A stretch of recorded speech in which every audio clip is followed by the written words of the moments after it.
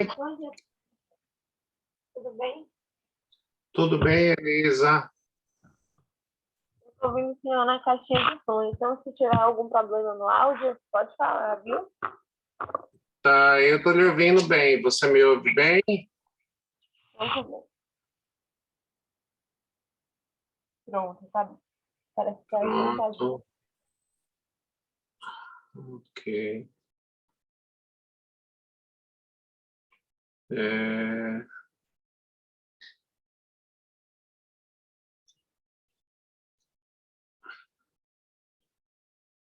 Nos dá aqui uns 2 minutinhos para ver se o pessoal chega. Como é que foi com Pedro lá na... Como é que foram com Pedro lá na segunda passada? Ele falou de várias coisas, tem até anotado aqui. Ele falou, tá ouvindo? Estou ouvindo. Estou ouvindo. Que eu, inclusive, fiquei com uma dúvida, não sei se é preclude, eu não sei se eu anotei errado. Falou de extinção do ato administrativo através da cassação, anulação, ato simples, ato composto, ato de império, ato de gestão. Ele comentou, mas eu queria assim que o senhor meio que adentrasse um pouquinho mais no assunto. Tá certo, tá bom. Vamos então por item. Tá ótimo. Eu dei uma oportunidade a ele aí, ele vinha há muito tempo querendo, e eu acho que é importante ele ter essa oportunidade, né? Só o seguinte. Bom, vamos focar cada tópico. Eu vou pedir a sua ajuda, Elisa, para ir focando cada tópico. Então, vamos ver atos de império e atos de gestão.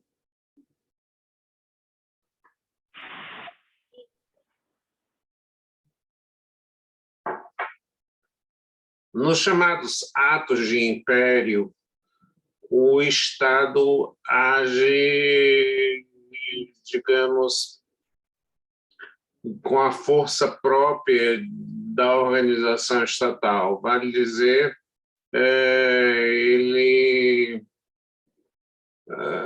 são os próprios atos administrativos em sentido próprio.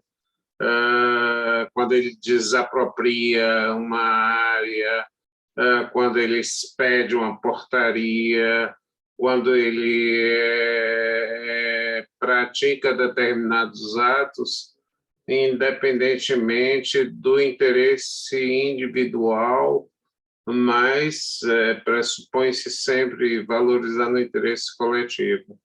Nos atos de gestão, ele assume simplesmente a prática de determinadas atividades que podem, na verdade, ser exercidas por particulares, mas que, em dado momento, o Estado entende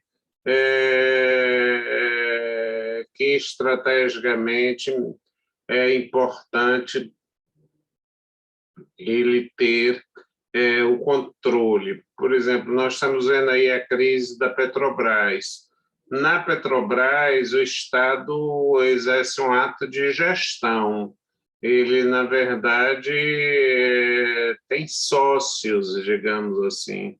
Quer dizer, as pessoas não estão obrigadas a... por exemplo, o posto de gasolina, ele pode vender por quanto ele quiser. Até com prejuízo. Já o senhor está explicando, mas está travando para mim. Eu acho que é minha internet. Eu vou sair da chamada e vou entrar novamente, só para... Porque eu não estou... Tá mudo o seu áudio. 1 minuto. Ai, Jesus. Veja.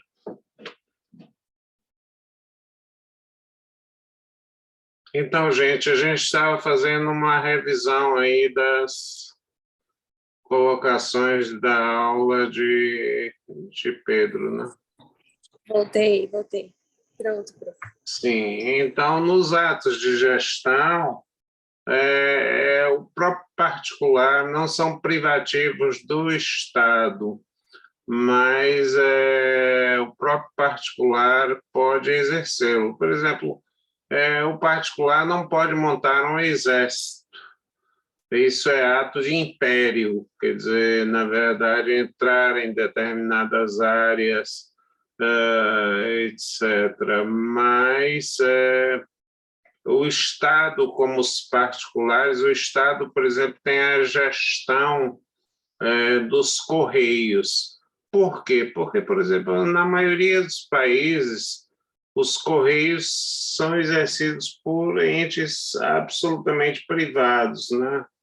Então, não há uma precedência do Estado.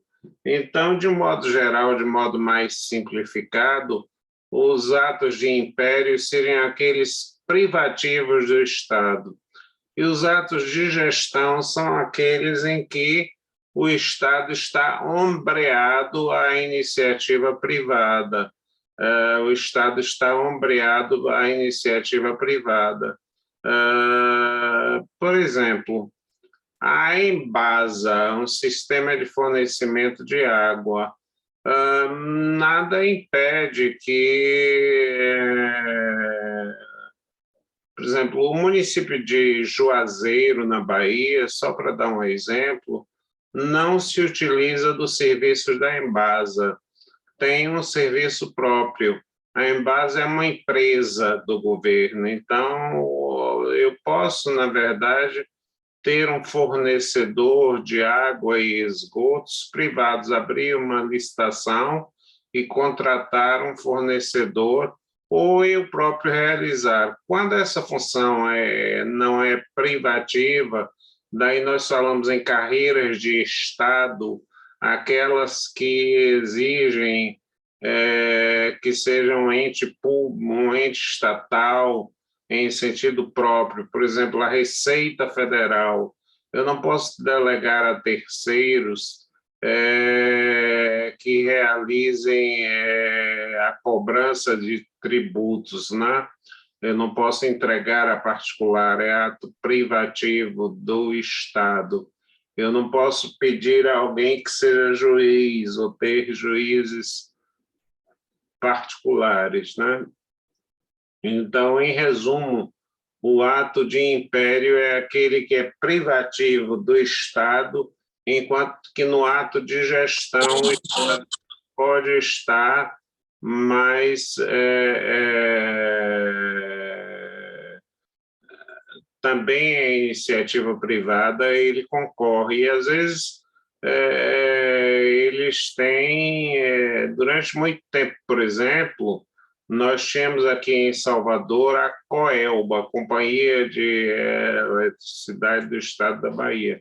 Ela apenas hoje mantém o nome, mas é um grupo totalmente privado, né? Ela é um grupo totalmente privado, porque a exploração de energia o Estado pode realizar, né?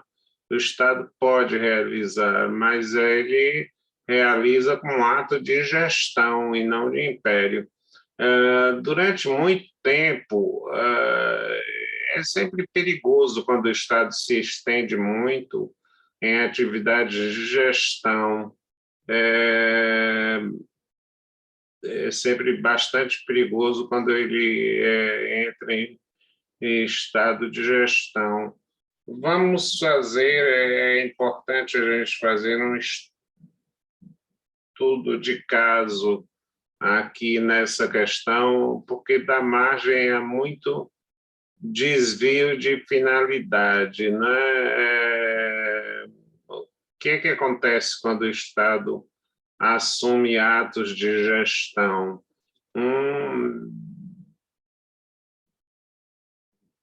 Com muita frequência, um desvio de finalidade. Com muita frequência, um desvio de finalidade. Vamos ver, por exemplo, os bancos estaduais, eu acho que existem um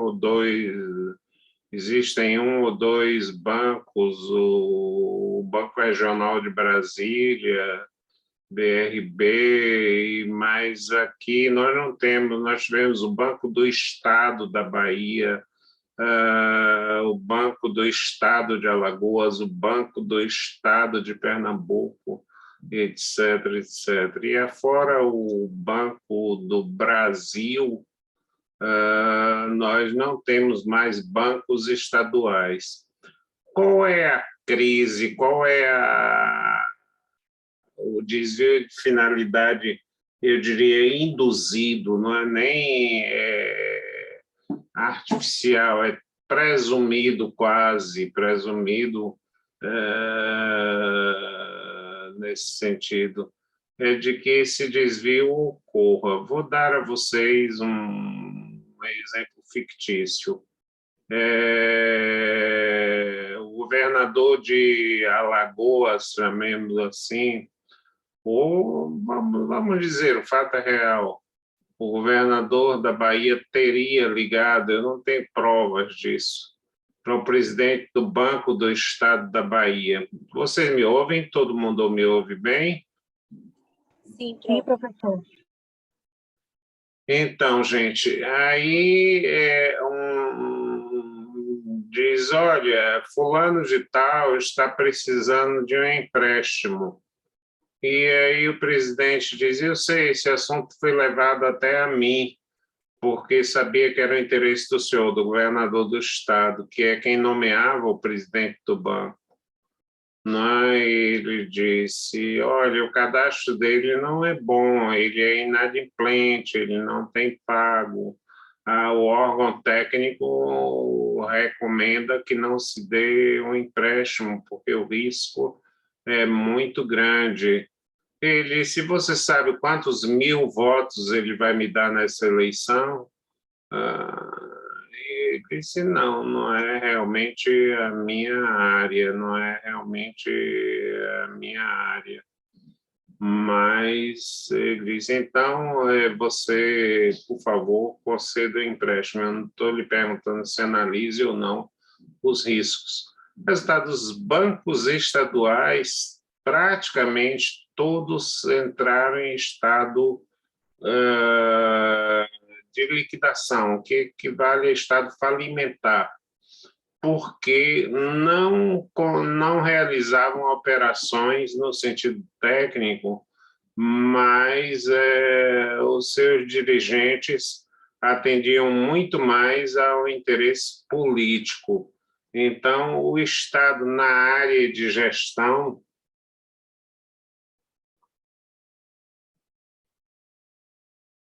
costuma ser mau gestor. O que é essa área de gestão? É a área que não é privativa do próprio Estado, onde ele pode sim participar, pode, na verdade, fazer. Aqui na Bahia nós já tivemos iniciativas que evidentemente não deram certo, como a Ceasa. O que era a Ceasa? Era um supermercado bancado pelo Estado, né? Sob pretexto de que iria fornecer alimentos mais baratos, só que, na verdade, não conseguia fazer isso e começou a dar prejuízos, né? Então, a Ceasa, enquanto entidade do Estado, fechou, deixou de ser um ente estatal, pelo desvio de finalidade presumido nos chamados atos de gestão, né? Então, simplificando de modo muito claro, os atos de império são aqueles próprios e exclusivos do Estado, são aqueles em que o particular não pode, na verdade, realizá-los. Por exemplo, as atividades de polícia, as atividades judicantes, as atividades de Receita Federal, as atividades de segurança nacional, do Exército, em suma, é claro que a tecnologia vai ampliando ou reduzindo essas chamadas funções de império, onde você não pode transmudar vai reduzindo ou ampliando essas funções de império, né, onde você efetivamente não pode transmudar. Mas esse é um conceito um tanto quanto, vamos dizer, escorregadio. Porque, por exemplo, sempre se teve que a administração das prisões era um ato de império, mas hoje, por exemplo, nos Estados Unidos, praticamente todas as prisões são privadas, são exploradas pela iniciativa privada. E aí se diz, bom, a gestão continua de um órgão público. É um sistema misto, mas que termina gerando algumas dificuldades. Por exemplo, vamos imaginar um problema sério que nós, infelizmente, ainda não temos aqui. Mas o excesso prisional nos Estados Unidos pode ou não tem uma pesquisa, eu acho que direito à pesquisa não é achismo, ele pode ou não estar vinculado ao seguinte fator. Uma empresa que explora uma penitenciária é como se fosse um hotel. Ela cobra por hóspede ou por prisioneiro, né? Então, qual é o interesse dela em que ela tenha mais hóspedes, né? Então, na verdade, ela tende a prolongar, por medidas disciplinares, a permanência do preso ou a ficar satisfeita quando chegam mais presos e outro tipo de situação, né? Há, digamos aí, mais uma vez, nós temos que chamar a regra da proporcionalidade para medir o que pode ou não. Quer dizer, nós temos já o que no Brasil são atos de império e atos de gestão, mas do ponto de vista conceitual, do ponto de vista geral, nós temos que saber qual é a necessidade de transformar o ato em ato de gestão ou em ato de império, qual é a adequação, é adequado para essa atividade ou, ao contrário, é contraindicado. A experiência mostrou que, por exemplo, em relação aos bancos, é absolutamente contraindicado. Eu vou contar a vocês um fato que, de certa feita, o presidente do Banco do Brasil foi ao Senado Federal e lá estava presente o senador Eduardo Suplicy. Essa pergunta ficou bem clássica, ficou pelo espanto que gerou. E Eduardo Suplicy era um senador de oposição, né?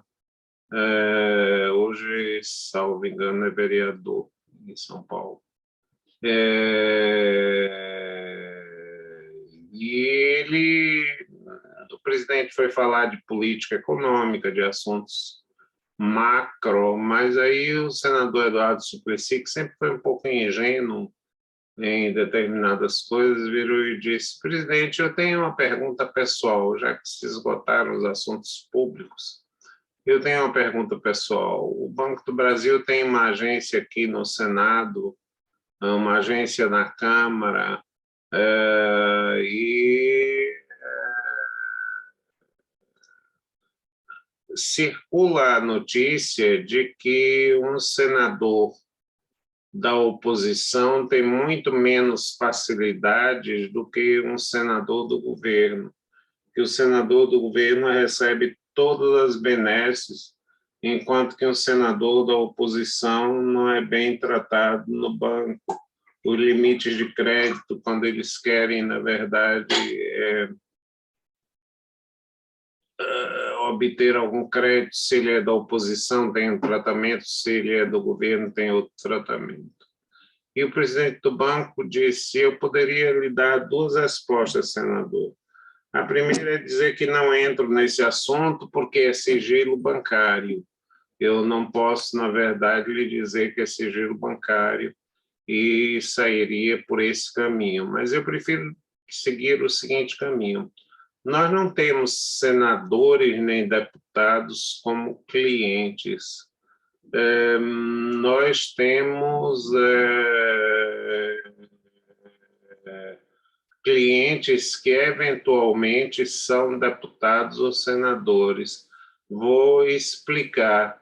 Eu posso ter um agente da limpeza que tem uma bela conta, ou porque pratica agiotagem lá fora e recebe extras, ou porque tem uma fazenda, ou não importa o motivo, mas mantém um bom saldo, paga em dia seus compromissos. Se nós lhe damos um empréstimo, paga pontualmente, então ele ganha, digamos, o conceito de 5 estrelas no banco. E nós podemos ter um senador de alto prestígio, de alta situação, mas que é complexo, que emite muitos, naquela época, quando o cheque ainda estava em vigor, emite muitos cheques, quer dizer, está em vigor, sim, quando o cheque ainda era mais utilizado, emite muitos cheques sem fundos. Então, esse senador ele tem um crédito mais dificultado do que aquele agente de limpeza que tem o crédito mais facilitado. Para nós, aqui, nós não temos deputados nem senadores, temos clientes. Esse seria o cenário ideal, mas não é o que ocorre, digamos, não é o que ocorreu e a experiência demonstrou com a extinção dos bancos estatais, né, no exercício de função de gestão. É importante que, quando o Estado está no exercício de ações de império, ele tem prerrogativas próprias da ação de império. Uma delas é a desapropriação, a requisição, etc. Quando você está numa função de gestão, mesmo que seja o Estado, por exemplo, ele, na verdade, não tem um tratamento específico. Eu vou contar um fato que me chegou ao conhecimento, isso já há alguns anos, e acabou sendo resolvido amigavelmente, onde houve uma ação de despejo, vou dar até o município, porque se alguém quiser contrariar, no município de Piauí, e uma ação de despejo contra o Estado, porque não pagava os aluguéis do prédio destinado ao fórum onde funcionava a justiça. Ou seja, na justiça estava uma ação de despejo contra as próprias, contra o próprio ente que administrava, que tinha um contrato de locação pura e simplesmente, que tinha um contrato de locação pura e simplesmente para a realização das atividades do fórum, né? Então, quando você entra na atividade de gestão, você se ombreia ao particular, inclusive pagando os tributos que são devidos, como se fossem esse tipo de coisa. Essa é, por exemplo, a chamada crise da Petrobras. Quer dizer, o governo quer que a Petrobras venda petróleo abaixo do custo pelo qual ela compra petróleo. E aí você diz, mas o Brasil não produz petróleo de grande quantidade? Produz, mas não refina. O petróleo que é usado na bomba de gasolina não é o petróleo bruto tirado, é o petróleo refinado. E nós temos um déficit de 30% na nossa capacidade de refinação em relação ao mercado consumidor. Então, esses 30% do petróleo refinado, eles são, na verdade, cobrados em dólar, né? Então, quem vai ditar é o preço do barril refinado, né? Do barril refinado, né? Então, nós praticamos aqui o preço do barril refinado. E a grande pergunta é a seguinte: nós estamos, claro que a Petrobras envolve um ato de gestão. Então, a grande questão é a seguinte: o investidor americano, ou mesmo brasileiro, colocou dinheiro na Petrobras esperando o quê? O lucro. Isso não é outra coisa, esperando lucro. Ninguém lá nos Estados Unidos, no Japão, na Suécia, comprou ações da Petrobras dizendo, puxa, eu vou ganhar pouquinho, mas em compensação eu vou beneficiar com combustível as pessoas que transportam no Brasil ou que passeiam no Brasil nos seus carros. Eles querem lucro. E se você não maximiza o lucro, o investidor sai frustrado. Eu não acredito mais em empresas estatais. E a credibilidade do Brasil vai abaixo, né? A credibilidade do Brasil vai abaixo. Quer dizer, então você não compraria, não investiria em empresas do Brasil, porque sabe que, na verdade, o lucro não é o prioritário. Eu não estou dizendo que não deveria. Se a empresa fosse totalmente 100% brasileira, se não se tivesse vendido como se vendeu, um percentual muito grande, um percentual majoritário, as pessoas dizem, mas o governo, a Petrobras não é do governo. Nós temos o capital votante, que esse sim está sob o controle do governo, mas o capital financeiro que está em mãos de particulares. Então, o capital financeiro reclama e entra com ações na justiça toda vez que o que ele chama de má gestão, ou seja, a gestão que não visa o lucro. Então, é um problema que aparentemente é simples, mas que cada vez mais se torna complexo. Eu entendo que o Estado deve se retirar da gestão e controlar a gestão de setores básicos muito mais do que exercer a própria gestão. Por exemplo, nos Estados Unidos, você não tem uma Petrobras, não tem uma empresa estatal de petróleo. No entanto, a Amazon vale muito mais do que a Petrobras, né? Vale muito mais do que a Petrobras e é totalmente privada. A Microsoft também, né? Então, tem valores muito maiores do que o da Petrobras. Fica claro, gente? Oi. Eu tenho uma dúvida. O senhor falou da venda, né, das ações da Petrobras. E aí, o senhor citou o fato de uma parcela, né, ficar privatizada.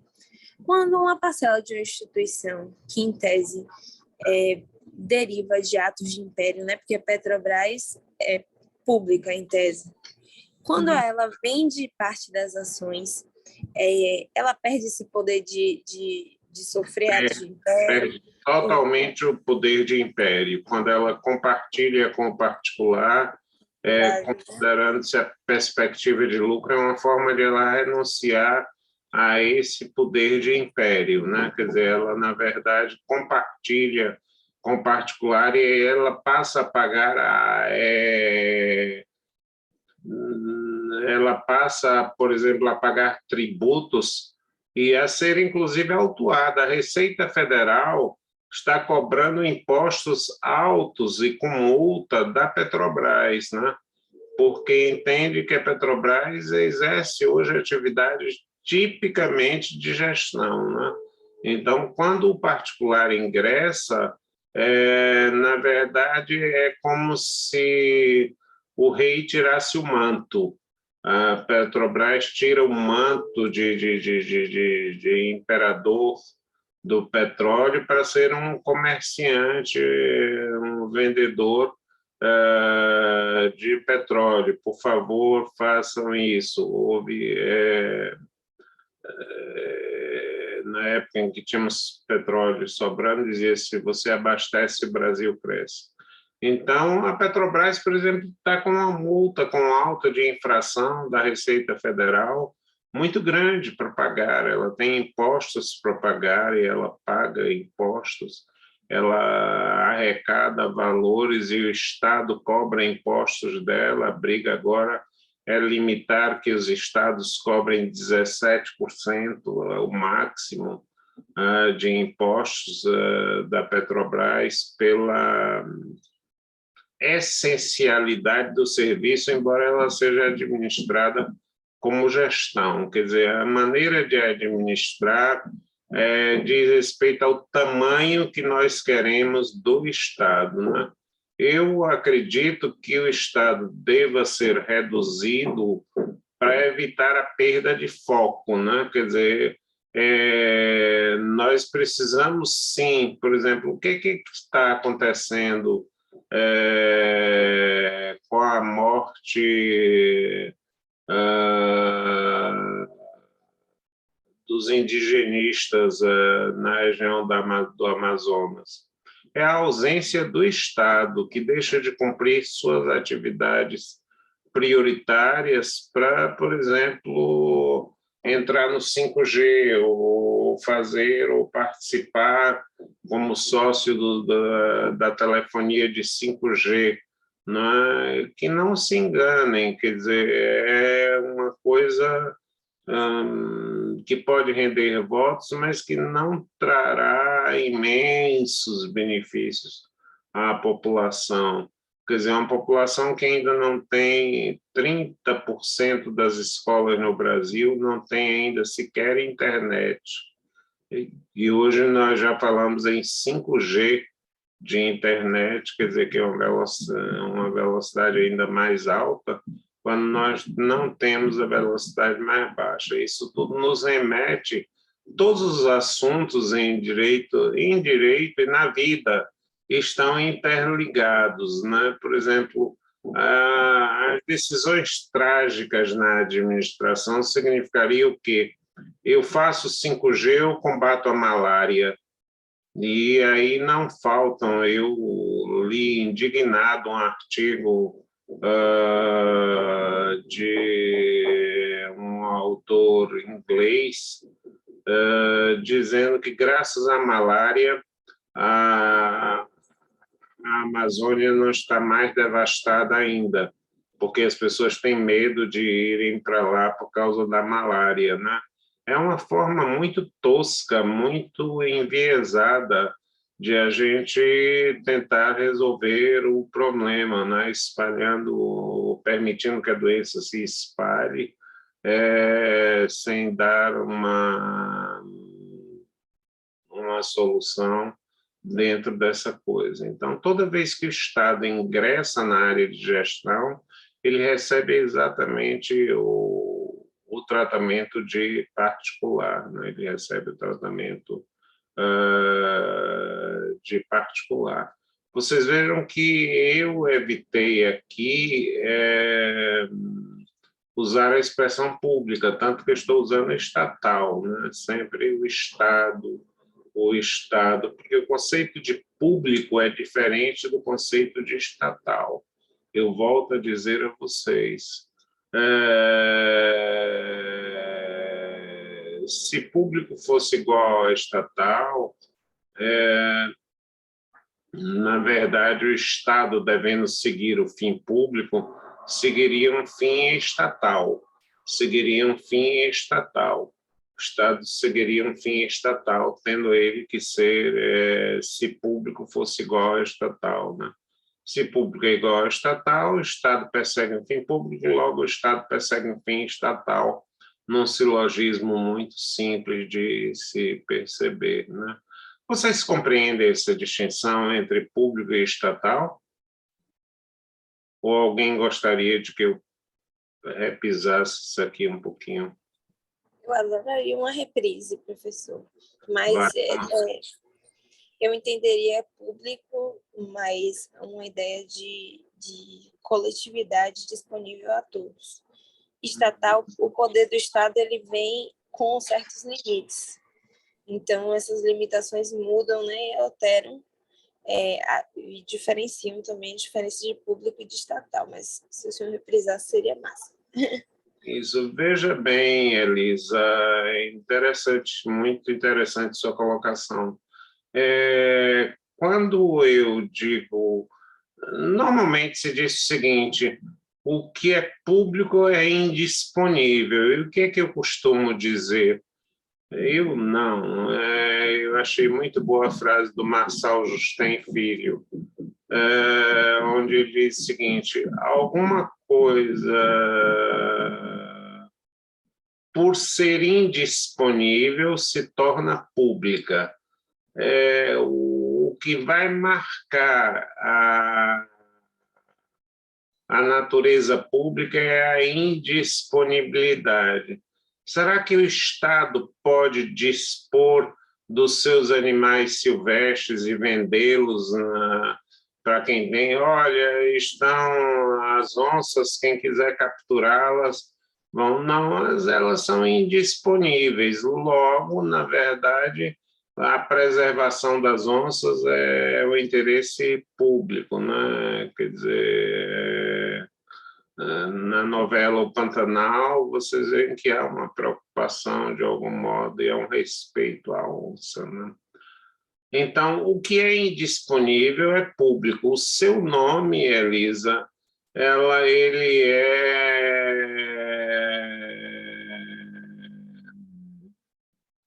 público porque ele é indisponível, ninguém pode usá-lo. Ele é público porque ele é indisponível, ninguém pode usá-lo. Então, quando, na verdade, nós erigimos alguma coisa a indisponível, essa indisponibilidade é que gera o caráter público, né? Essa indisponibilidade é que gera o caráter público. Porque, na verdade, nós não podemos pensar no que é o bem coletivo, porque, por exemplo, quem não compra produtos transportados é raro, né? Mas ou quem não passeia de carro não está preocupado com o preço da gasolina, não.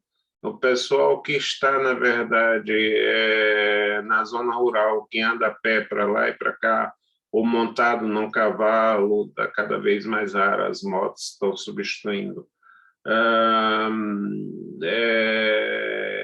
Para ele não é essencial reduzir o preço do combustível, né? Para uma sociedade urbana é alguma coisa de essencial. Então, onde identificar o público? Quer dizer, na verdade, o público está identificado no indisponível. A sobrevivência, a dignidade humana das pessoas é indisponível, por isso ela é pública, né? Por isso é um bem tutelável publicamente, né? E existem entidades que eu chamo de pública sem nenhum viés estatal. Vou dar o exemplo de uma instituição para a qual eu, inclusive, colaboro, que é a Médicos Sem Fronteira, um valor simbólico de R$ 30. E eles estão no mundo inteiro trabalhando com pessoas desnutridas, com situações de guerra, e elas não estão, fazem questão de dizer que não estão vinculadas a nenhum partido, nenhum órgão, nem a nenhum Estado, né? Porque elas podem socorrer, inclusive, terroristas feridos, não há problema nenhum para ela, o valor é a vida. Então, o Estado poderia até atrapalhar esse tipo de questão. Então, eles dizem, eu dependo da sua contribuição, e para você ter uma ideia, tem 600 mil pessoas que contribuem com um valor desses e que salva crianças no mundo, né? Eles dizem, por exemplo, eles têm um sachê, uma coisa para tratar a desnutrição, e eles dizem com R$ 30 por mês você compra 20 sachês. Então, ela faz um trabalho público relevante que não é estatal, né? ela traz um trabalho relevante que não é estatal. As obras sociais de Irmã Dulce, as obras de Divaldo Franco, são públicas sem que sejam estatais, sem que sejam estatais. Elas têm uma natureza pública sem que sejam estatais, porque elas têm, e aí a gente precisa de um valor filosófico, a transcendência. O privado tem o caráter da imanência e o público tem o valor da transcendência. E vocês disseram, Celso, isso é uma questão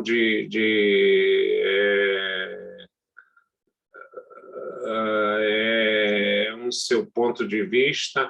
Eu digo, não, olha, mesmo às vezes o constituinte não é uma pessoa muito letrada, não, ele não foi uma pessoa muito letrada, tirando Ulisses Guimarães, tirando outros nomes que eram pessoas, o Bernardo Cabral, que era uma pessoa que foi relator, mas eles perceberam alguma coisa. Eu vou fazer um testezinho com vocês, só para que vocês percebam que mesmo sem querer, é como se a força das águas que vai e rompe e ninguém a contém, a distinção entre público, estatal e privado chegou à Constituição sem que nem eles percebessem. Alguém pode me ajudar aí, abrindo o artigo 223 da Constituição Federal?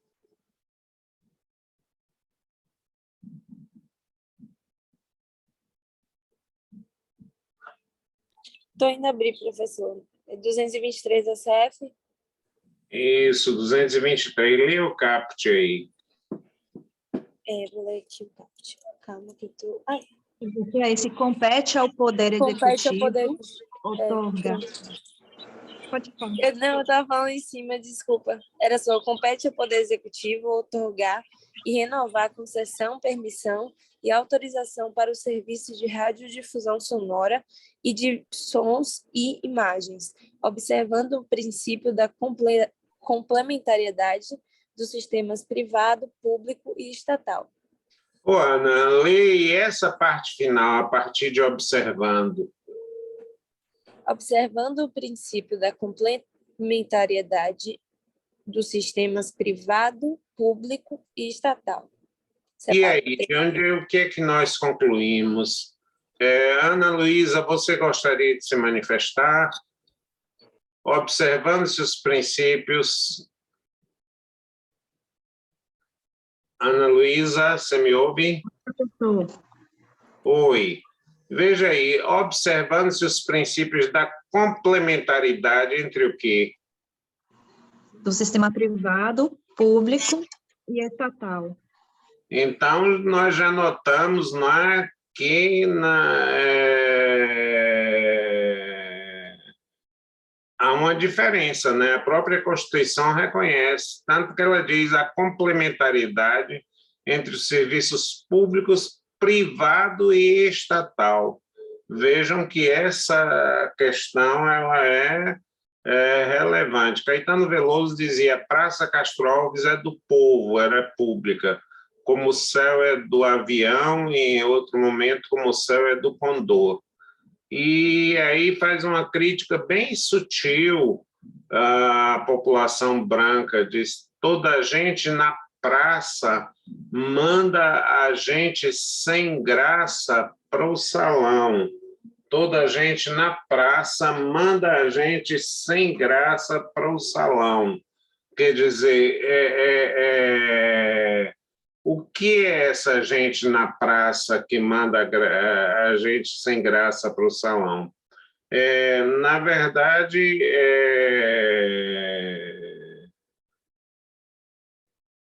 a negritude é mais alegre, é mais animada do que os brancos, né? Eles são, na verdade, mais animados do que os brancos. Então, eles disseram: olha, vocês vão para os seus clubes, que nós ficamos aqui nas ruas. vocês vão para os seus clubes, que nós ficamos aqui nas ruas. Então, a rua era o espaço público. E aí veio o Estado e...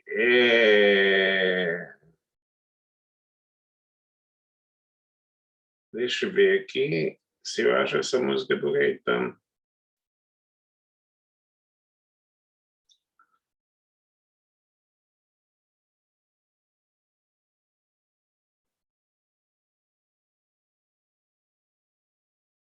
Só para a gente fixar mais.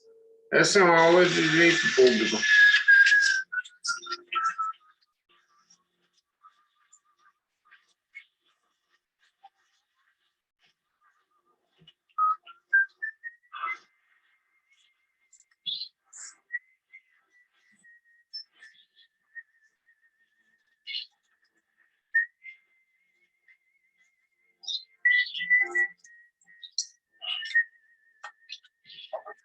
Essa praça na ilusão de que isso ia melhorar o trânsito da cidade. Ela também se ilude em achar que o povo vai aceitar essas velocidades.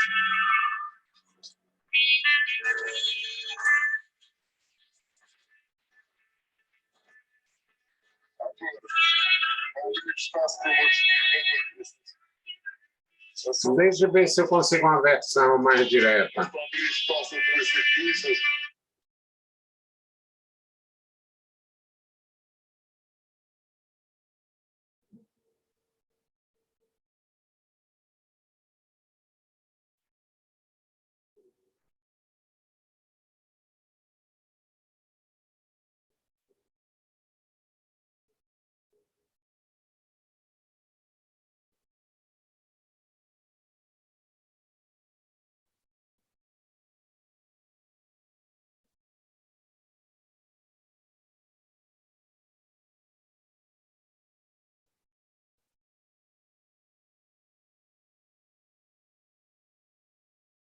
Você sabia que o pH da água determina o sucesso de um negócio, de um empreendedor e de um empresário?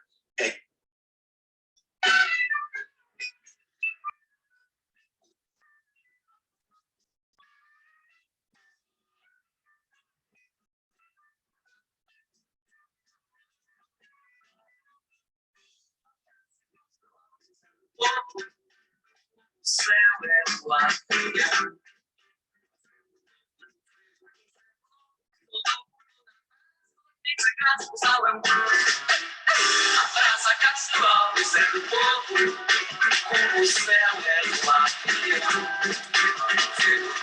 Frevo novo, todo mundo na praça, quando a gente sem graça no salão. Mete o cotovelo e vai abrindo o caminho. Pega o meu cabelo pra não se perder e terminar sozinho. O tempo passa, mas na raça eu chego lá. É aqui nessa praça que tudo vai ter de pintar. A Praça Castro Alves é do povo, como o céu é do avião. Frevo novo, frevo novo, todo mundo na praça, quando a gente sem graça pro salão. A Praça Castro Alves é do povo, como o céu é do avião. Frevo novo, eu quero um frevo novo, todo mundo na praça, quando a gente sem graça pro salão. Mete o cotovelo e vai abrindo o caminho. Pega o meu cabelo pra não se meter e terminar sozinho. O tempo passa, mas na raça eu chego lá. É aqui nessa praça que tudo vai ter de pintar.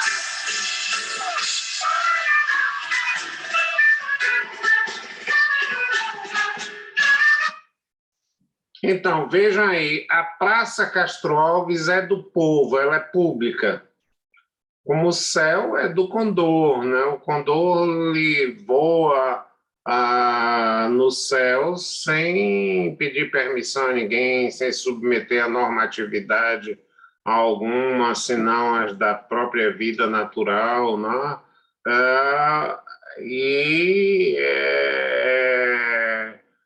Quem é que privatizou o carnaval, gente? A prefeitura, criando os camarotes e os cordões de isolamento, né? Criando os camarotes e os cordões de isolamento. Então, quem responde pela privatização é o Estado, e quem responde pelo público é a ausência do Estado. Quer dizer, ninguém precisou do público para permitir que as pessoas fossem à praça, né? Então, é essa questão de que, às vezes, o Estado, que é feito para realizar o público, conspira contra o público e vai em busca do privado. Quer dizer, nós temos que ter essa consciência crítica, porque ele é um termômetro muito importante para nós diferenciarmos público e estatal. Hanna, está me ouvindo, Hanna? Tô sim, prof. Ou é outra Ana? Hanna, agora, Hanna, R-A. Ana? Hanna Desiree. Ah, tá. Eu escutei Ana. Desculpa. Ah, sim, você está sempre junto aí, colada, né? Tem já um grupo que tem. Júlia, você nos escuta? Hanna respondeu, professor, no chat. Ana respondeu? Escuta, professor. Hanna respondeu no chat. Estou ouvindo. Impossibilidade de usar o microfone. Ok, Hanna. Você tem alguma objeção quanto a essa questão? Júlia também diz que escuta. Se vocês quiserem escrever no chat algumas considerações sobre isso, público e estatal, a gente vai ler frases curtas, né? Que, na verdade, a gente possa... Porque é fundamental que a gente não confunda estatal com público, né? O Estado persegue o fim público, mas às vezes ele conspira contra o público, às vezes ele conspira contra o público, né? Então, nós temos que, na verdade, ter uma distinção entre o público e o privado, né? E essa distinção se faz entre a imanência e a transcendência. E é, às vezes, uma questão de olhar. Quer dizer, por exemplo, essa aula, dentro de um processo educacional, ela tem uma dimensão pública, mas eu posso também dar uma dimensão privada. Eu quero meu diploma para eu progredir no Banco do Brasil, onde eu sou funcionário. Bom, aí é uma visão privada do ensino. Vejam que a relatividade das coisas, né? O poeta já dizia, o que dá para rir, dá para chorar, questão só de peso e medida, questão só de hora e lugar, mas isso são coisas da vida. Sabem onde está isso? Na minha dissertação de mestrado, Desvios de Conduta da Administração Pública, né? E que eu vou ser duro comigo mesmo, por falta de vergonha, não publiquei ainda, há mais de 20 anos. Mas continuo mantendo tudo que eu escrevi naquela época, quer dizer, a relatividade das percepções, da dimensão do público, onde o Estado é orgânico e o público é teleológico. O que quer dizer isso? O público é finalístico, é motivacional. O que me motiva nesse momento é o que dá a dimensão de público-privado. Já o Estado é um órgão criado para, na verdade, executar determinadas funções. Quer dizer, ele não é o Midas que em tudo que ele toca se transforma em ouro, né? E ainda assim Midas se diferenciaria do ouro, né? Então, é muito importante que vocês tenham claramente essa distinção entre público e privado. Elisa tem alguns pontos ainda da aula passada que ela gostaria de esclarecer. Diga aí, Elisa. Deixa só eu vir aqui na anotação, que também era ato simples e ato composto. Ele também falou sobre isso, sobre a manifestação de vontade. Eu queria saber. Isso. Em primeiro lugar, eu sei que é tradicional ato simples, ato complexo e ato composto. É uma distinção que tradicionalmente se faz, e se vocês vão fazer exame da OAB, certamente devem fazer.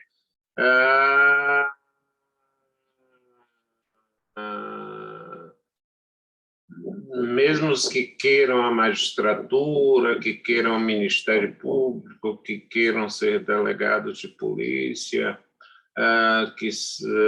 convém até fazer como antessala preparatório ao exame da OAB. Então, pode sair essa diferença entre ato simples, ato complexo e ato composto.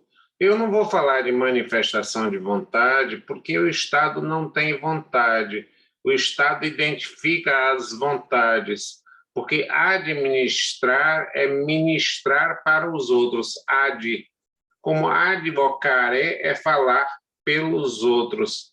O advogado fala pelos outros, advocare, né? Falar pelos outros, né? E o administrador ministrar pelos outros. Mas o ato simples é aquele que resulta de uma única manifestação. Por exemplo, uma portaria. Né? Eu sempre acho graça de que, quando eu comecei, um grande amigo meu trabalhava comigo, era funcionário da faculdade, ele botava o diretor da Faculdade de Direito no uso de suas atribuições, eu cortei 2 vezes. Ele insistia: professor, aqui deve ter sido algum engano, o senhor cortou essa palavra aqui no uso de suas atribuições. Aí eu disse: não, Jarbas, eu fiz de propósito. Mas, professor, faz parte de todas as portarias que vêm aqui, vem escrito isso, no uso de suas atribuições. Eu disse: Jarbas, quando eu enfatizo uma coisa, eu quero dizer que ela está presente nesse ato. Então, nesse ato, eu estou agindo no uso das minhas atribuições, e nos outros, quer dizer, eu estou dizendo claramente para as pessoas que eu sou arbitrário. Vejam o meu raciocínio meio burlesco, meio satírico, meio caricatural. Eu digo: se o diretor está no uso de suas atribuições, está avisando agora que está no uso de suas atribuições, é porque ele pratica muita coisa fora das atribuições dele. Senão, não se diga a água no seu estado incolor, mas a água não tem cor. Então, é redundante, na verdade, você dizer que estou no uso das atribuições, das minhas atribuições. Perceberam o que eu estou dizendo, brincando com vocês? Que às vezes nós usamos palavras em demasia, nós não aprendemos o conceito de síntese, não quer dizer laconicidade. Mas o ato administrativo simples é aquele emanado de uma única autoridade. Eu não vou dizer da vontade de uma única autoridade. O ato administrativo complexo é aquele que só se realiza com a junção de manifestações de instâncias independentes. Eu não estou dizendo da vontade. Por exemplo, para alguém ser desembargador em sendo advogado, por exemplo, o presidente do Tribunal de Justiça, desembargador Nilson Soares Castelo Branco, veio da classe dos advogados. Advogou, inclusive, durante um tempo comigo, para minha alegria, meu amigo.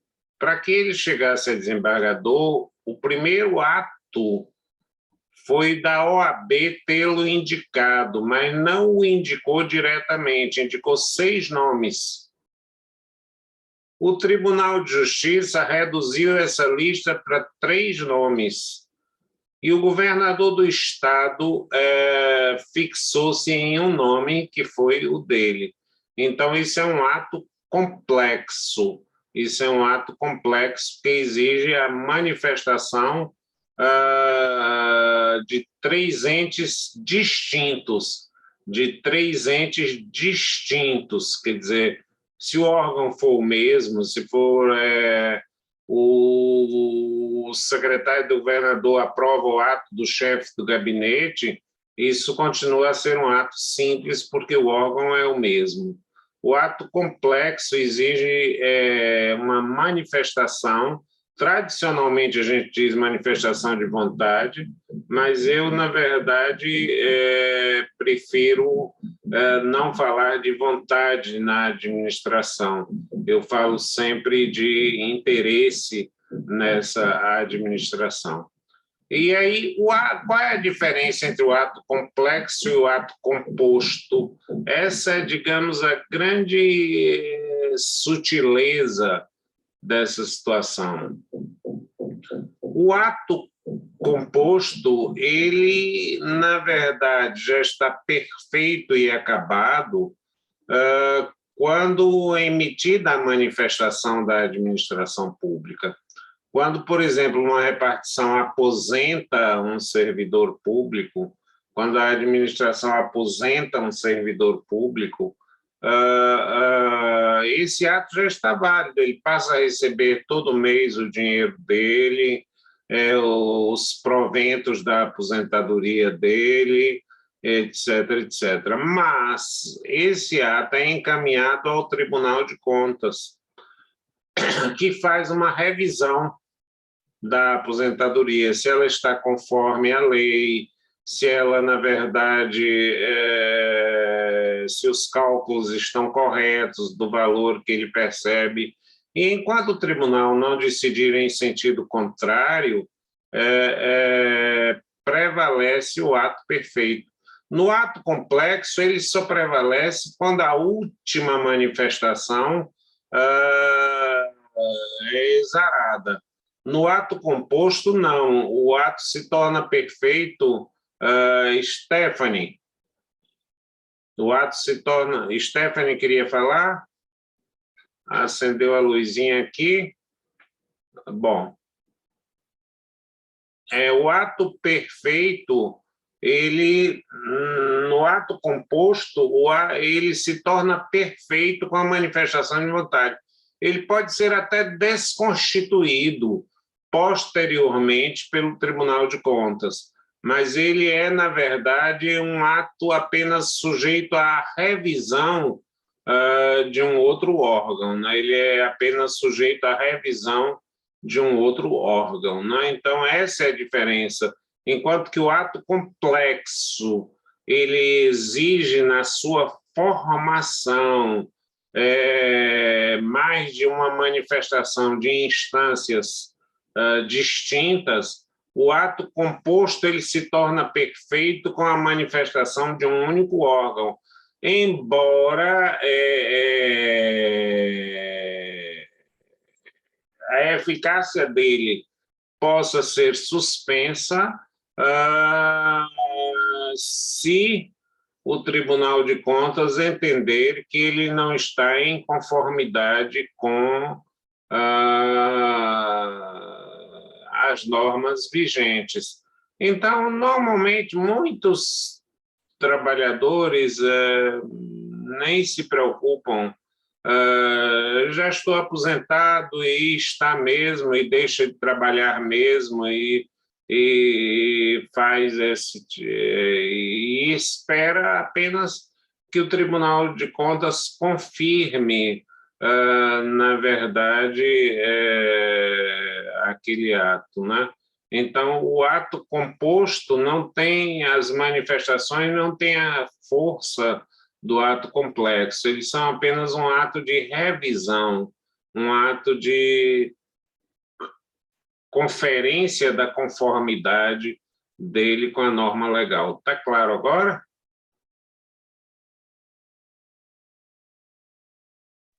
Sim, professor. Sim, professor. Tá, não é? Então, Eu e Ana, a gente tem uma sincronicidade de usar o microfone incrível, já percebeu? A gente responde na mesma hora. isso é bom, não é? A Ana Luísa está atenta Obrigada. também. Aliás, eu sei que todos estão, muita gente não pode usar o microfone, muita gente por timidez, né? João está aí, né, João? E até com a mão estendida. Desculpa, João. É falta de traquejo, como as pessoas se manifestam. João Dazani, você está com a mãozinha estendida. Opa, está atendido aí para acidente, professor. Eu estou no carro agora e não posso falar muito. Desculpa. Como é? Não tem... Foi engano? Eu não consigo falar agora não, professor, desculpa. Eu não estendi de propósito, não. Tranquilo, eu gosto sempre de ouvir pelo menos a voz, para eu não me sentir um fantasma. Eu fico, às vezes, pensando, será que eu estou sendo... falando... Mas é bom, qualquer pessoa... Vamos entrar mais nessa aula, vamos fazer esse tipo de coisa. Bom, mas eu estou seguindo aí um roteiro que Elisa propôs. Você me disse que gostaria também de algum esclarecimento sobre um outro tema, ou são esses somente? São vários temas, só que eu não sei se o senhor ia abordar isso naturalmente hoje, porque, né? Mas tem aqui as questões dos erros em fatores originários do ato, ato vinculado, ato discricionário, ele falou também. Aí eu queria saber, ato vinculado e ato discricionário. Isso, esse é um tema bastante importante, eu diria que é de uma significação muito grande, gente. Saiam daqui, pelo menos nessa aula, com a ideia de que há atos vinculados e atos discricionários, né?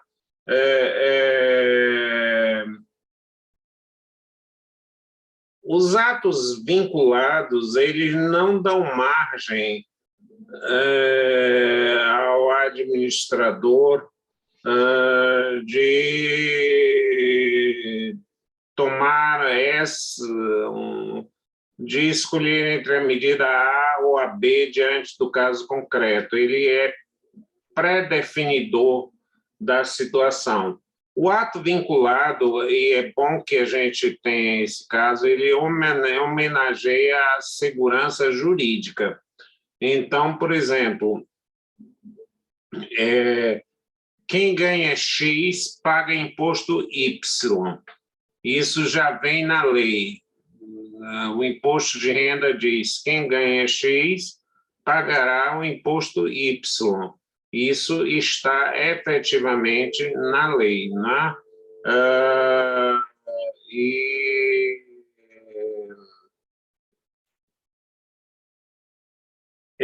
Quem tem a melhor nota do Enem, as melhores notas do Enem, consegue entrar na Faculdade de Direito da Universidade Federal da Bahia.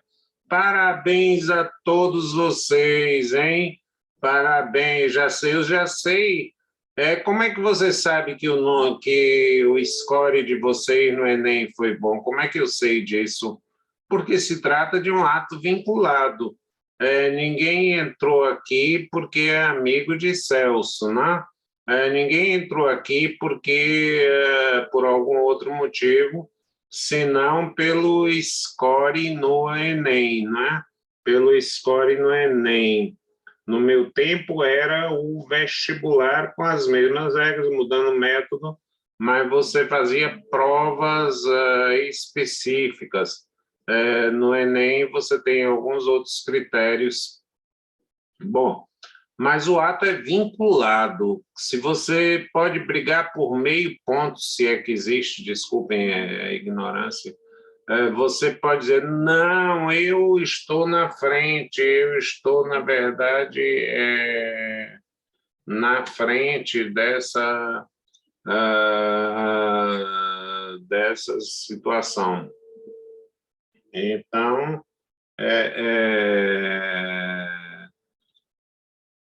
Eu já sei que vocês tiraram ótimas notas no Enem, que permitiram a vocês chegarem ao curso de Direito da Universidade Federal da Bahia.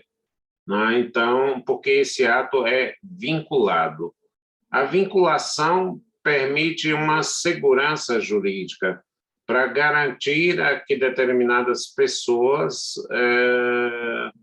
possam chegar à universidade. Nos Estados Unidos da América do Norte não existe esse sistema. Então, o sistema é bem discricionário. O que define lá é, na verdade, uma entrevista. Então, eles usam a expressão mal traduzida, aplicar, de application, que, na verdade, é se inscrever. E aí a pessoa diz, eu apliquei para a universidade tal, eu apliquei para a universidade tal, já devem ter ouvido essa palavra, né? Eu apliquei para a universidade tal. É uma forma mal traduzida. Mas o que é que define lá? Você é entrevistado e o dirigente específico pergunta das suas tendências, o que é que você tem feito, como não tem feito, e forma o juízo dele, né? Sobre as suas potencialidades, né? Mas não há nada do que você possa reclamar por ser ou não ser admitido em uma universidade. Se você não foi em uma, tenta em outra, etc., etc.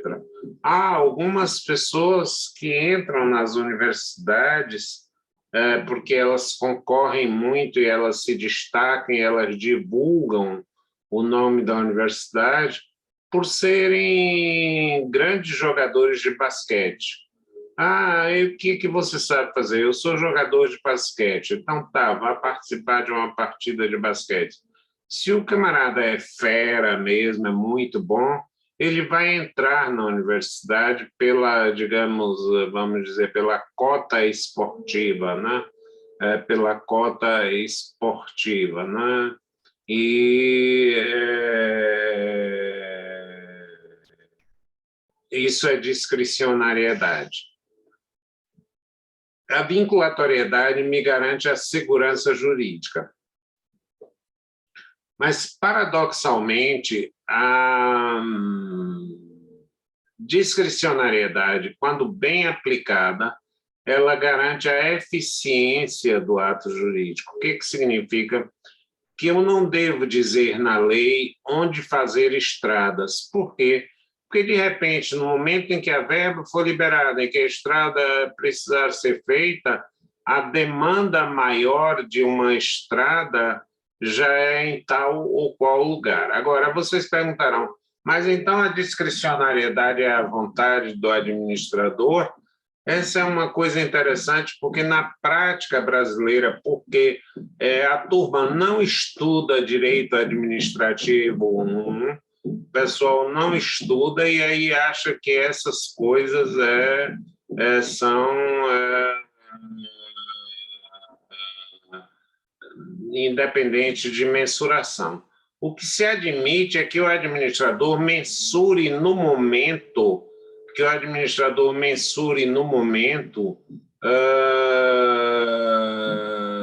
qual é a melhor solução, qual é a solução otimizada. Nós não pretendemos imaginar que a solução para quem entra na faculdade seja superior ao local onde se constrói um hospital. Apenas como não é possível prever, é possível ver. Onde é que eu aprendi isso? Em um livro de direito muito importante? Nada disso.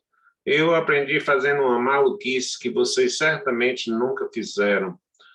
Pegar na televisão e ver um programa chamado Clima Tempo. Celso, você perde tempo, basta olhar a internet. Falta absolutamente do que fazer. Um dia eu sintonizei o Clima-Tempo e ele me ajudou com um raciocínio grande. A mocinha do Clima-Tempo estava explicando o que parecia o óbvio. Ele disse, olha, se eu fizer uma previsão climática, meteorológica para daí a um mês, eu tenho uma chance de erro.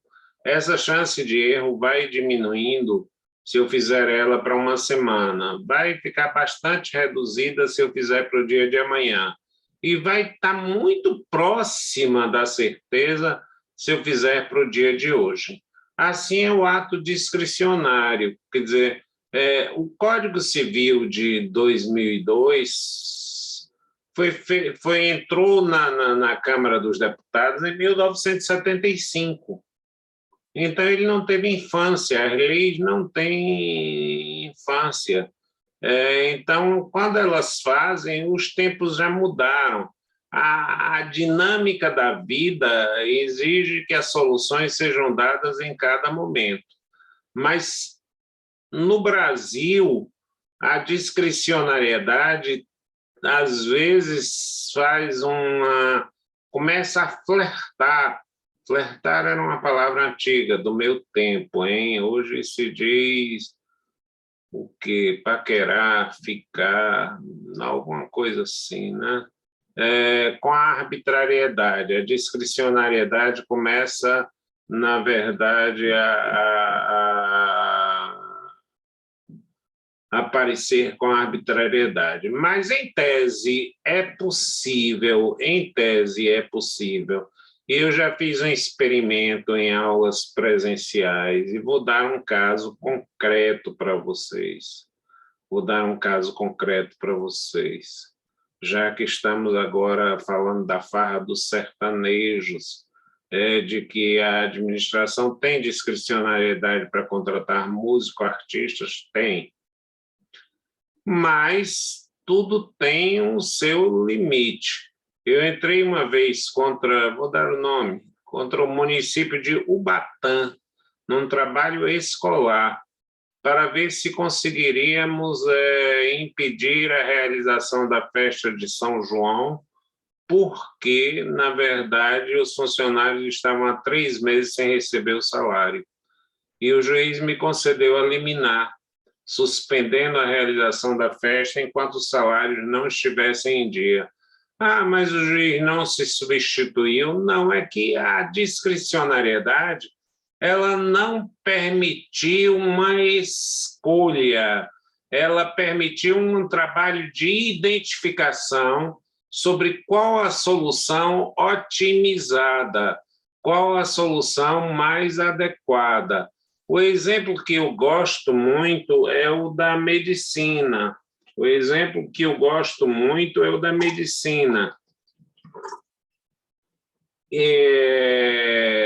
Vocês acham, por acaso, que se forem, ou quando forem, ou se precisarem, né, espero que não seja Covid, hein? Quando saírem, usem máscara, serviço de utilidade pública, tá? Quem não usar máscara e eu encontrar, vai perder 1 ponto.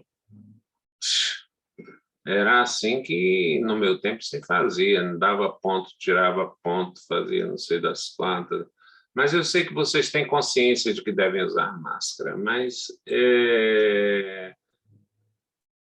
o médico, quando na verdade prescreve um medicamento, você está achando que ele está escolhendo entre um qualquer ou que ele está buscando o mais eficaz para você?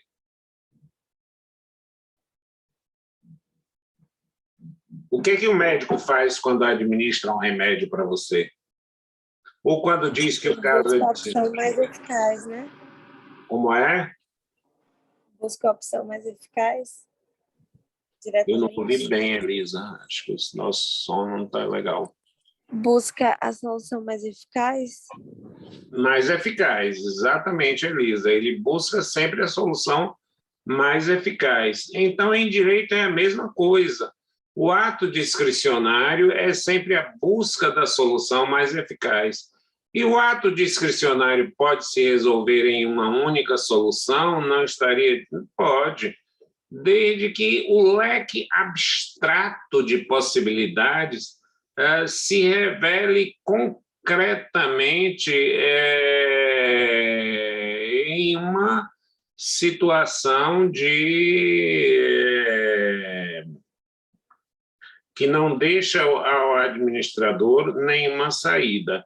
Vamos pegar, por exemplo, esse é um exemplo do Celso Antônio Bandeira de Mello, sobre esse entendimento de que o ato discricionário não é uma múltipla escolha ou talvez até seja, onde apenas uma escolha está certa.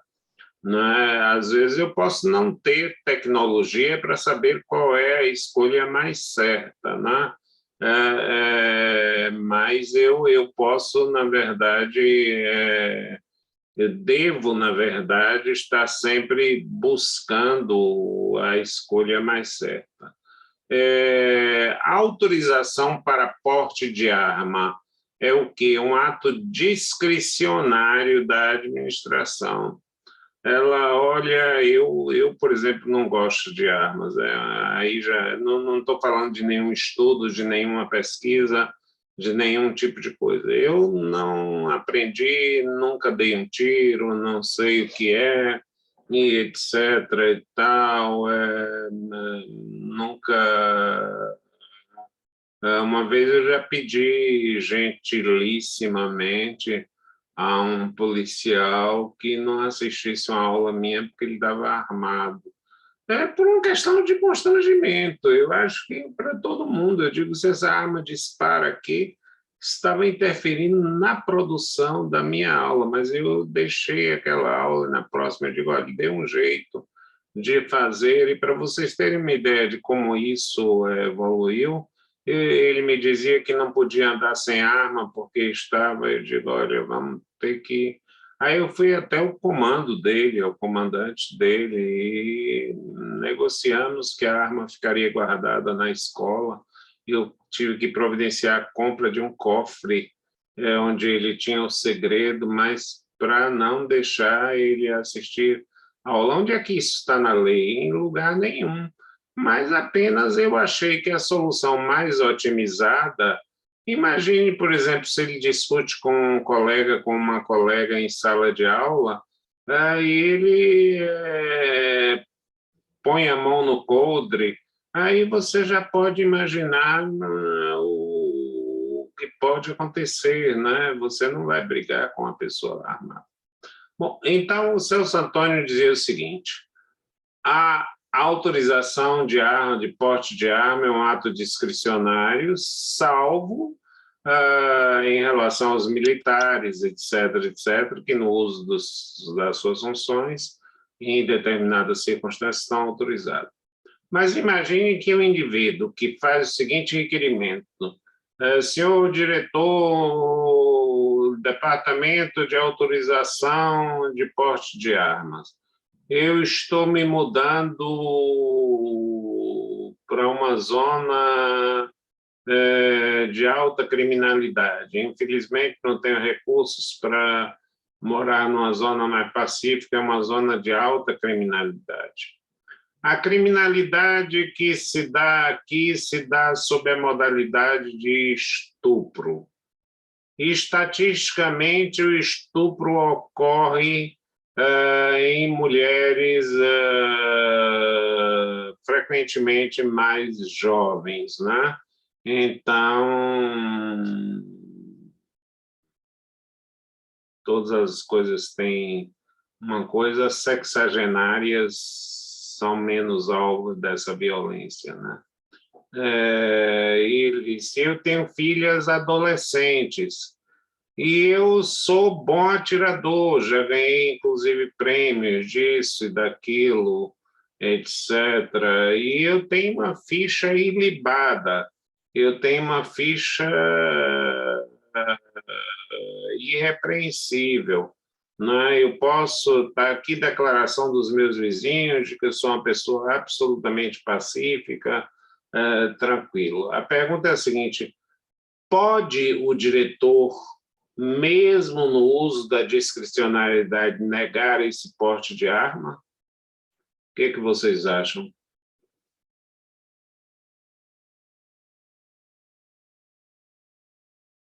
O ato é discricionário, ele pode ainda assim? O prof, recapitula a questão, que eu não ouvi o início. Veja, eu digo, o porte de arma, ele é, Elisa, um ato discricionário do Estado. Mas alguém vai querer portar arma e diz, eu vou me mudar para uma zona de criminalidade, a modalidade de criminalidade mais frequente lá é o estupro, eu tenho filhas adolescentes, eu sou uma pessoa pacífica, de bons hábitos, de bons costumes, eu quero porte de arma, eu sei atirar muito bem. A autoridade pode negar o porte de arma? Eu acho que... Ai, professor, agora eu fiquei com dúvida. Eu estava com uma questão na cabeça pronta, mas agora eu fiquei com dúvida.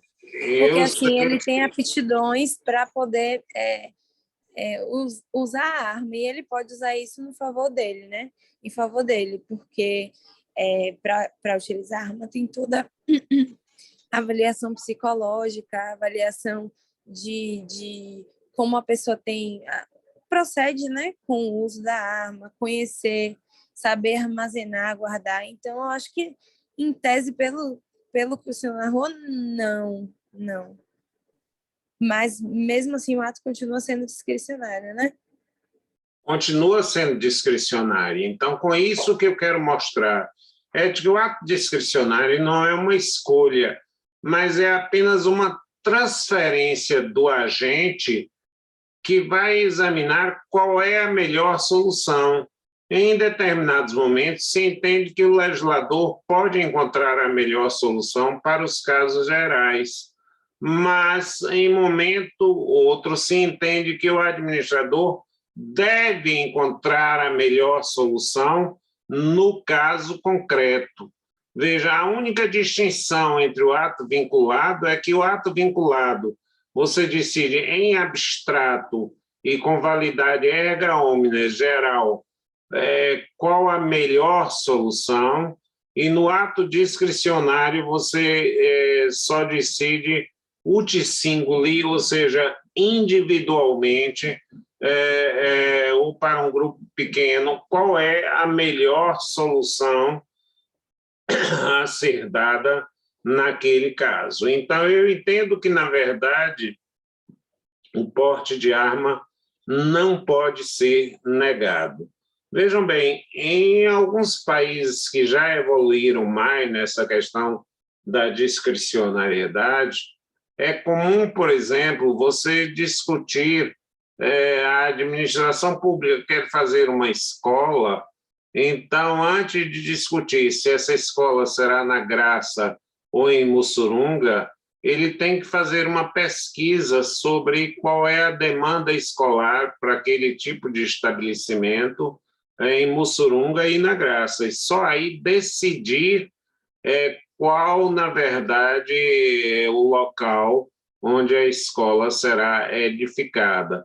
Então, a discricionariedade, às vezes, quando se diz, eu, na verdade, agi, eu não tenho uma regra específica, eu não tenho uma regra pré-datada, mas eu tenho uma regra datada. Eu tenho uma regra datada. A discricionariedade não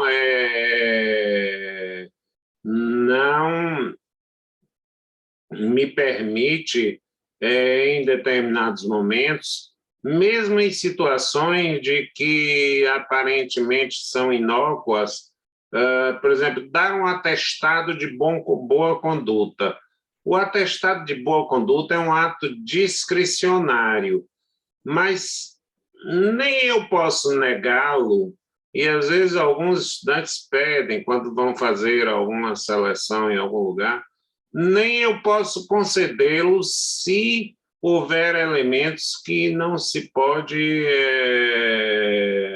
conceder.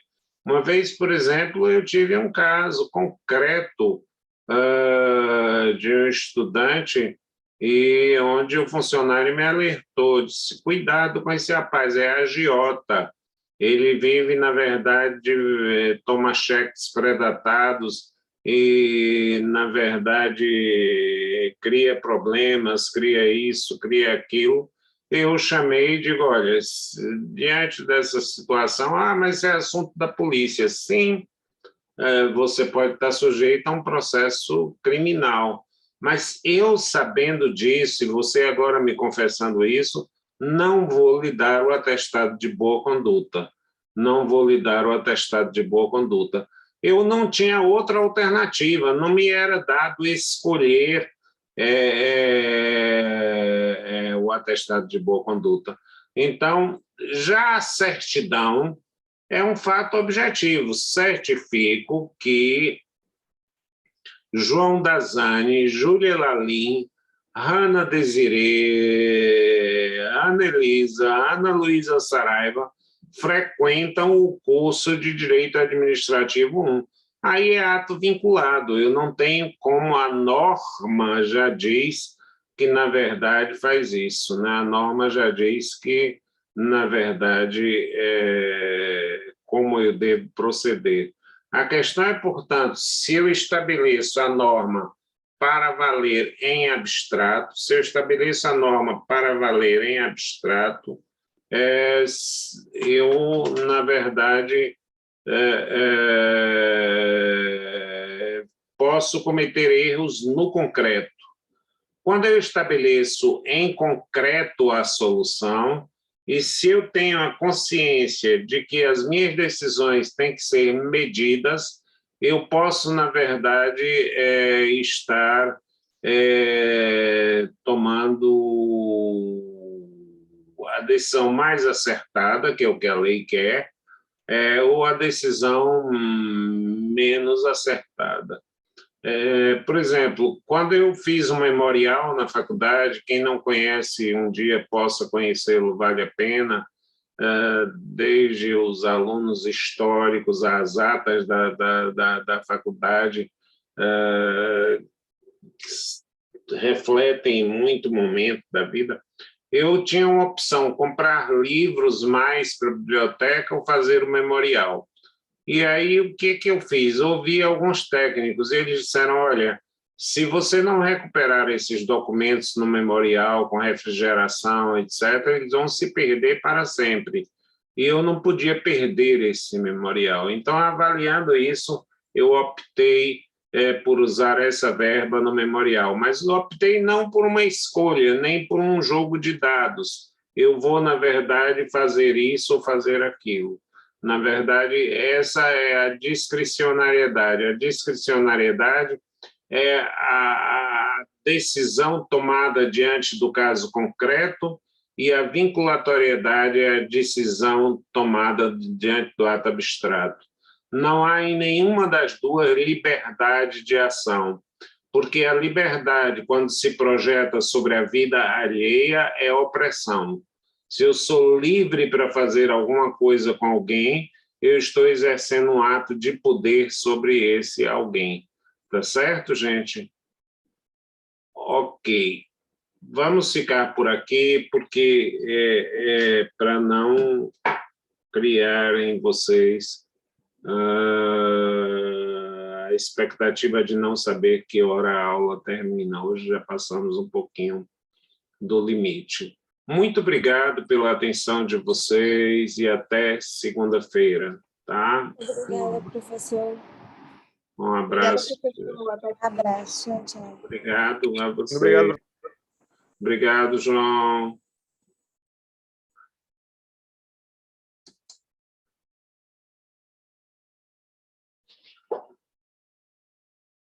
Obrigado, Hanna.